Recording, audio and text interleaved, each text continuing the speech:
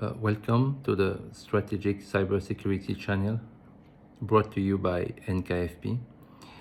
If you are new here, thanks for tuning in. We are glad to have you. Today, we are going to talk about the threat landscape, the cyber threat landscape over the past 20 years for banks. So we're going to talk about the key trends, major incidents, the evolving attack technologies, and how banks have responded over the time. So, over the past 2 decades, the financial world had transformed with digital banking, mobile apps, and fintech innovations.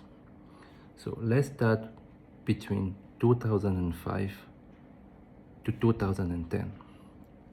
This is where I can call this era the rise of cybercrime. Why? What was the earlier threat at this time? Mostly at that time, we had phishing, malware, and keyloggers. Criminals were targeting banks and users through online banking. That was the key objective at that time. Notably, we have in 2007 a Trojan named Zeus that was used by criminals to steal credentials of mobile banking users. What was the response of banks at that time? Banks started implementing two-factor authentication, fraud monitoring, and we have a wide adoption of SSL, Secure Socket Layer. Let's see how it evolved. 2010 to 2015, organized crime and APT just come into play. Advanced persistent threats and organized crime emerged during that time.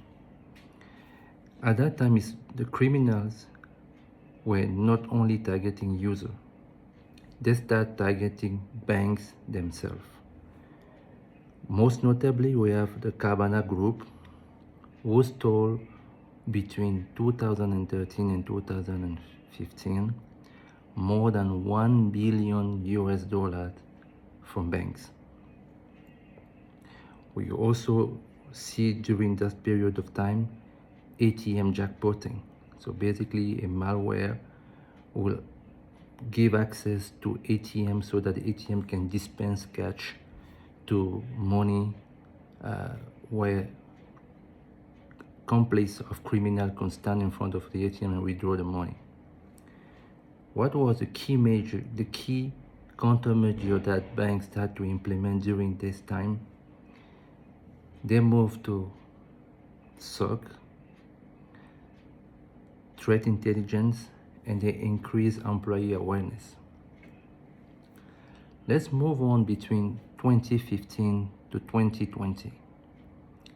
At this time, the level of sophistication increased. Now we get into play nation states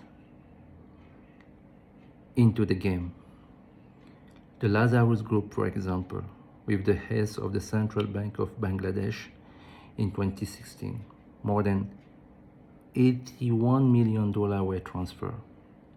We start also to see the emergence of ransomware like WannaCry, or we also have third-party vulnerability through cloud misconfiguration that led to financial data loss. We went to the era between 2020 now and 2025. Everybody remember what happened in 2020, right? Is the COVID era, right? During the COVID era, most people shift their focus, were working home. There was more mobile banking, So we have a great emergence of Trojan that was linked to mobile banking.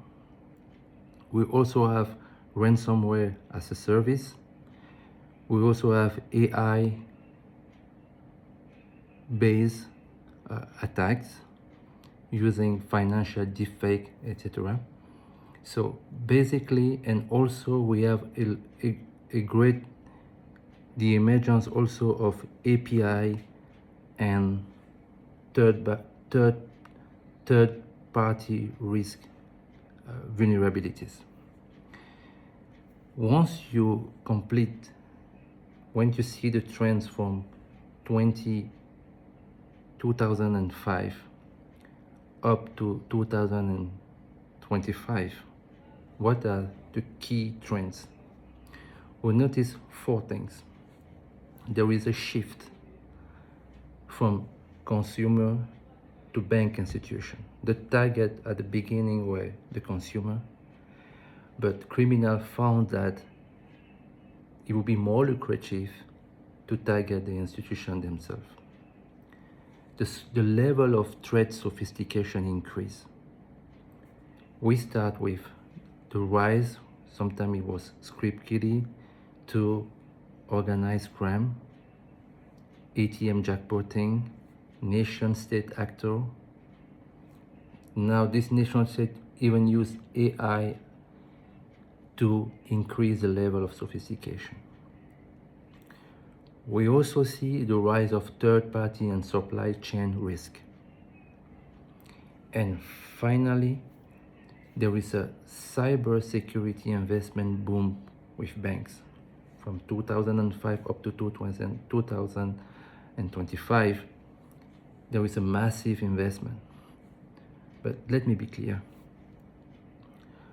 The banks who are winning the cybersecurity game at the current time, it's not a matter of in terms of money, it's a matter of having a structure and strong cybersecurity foundation.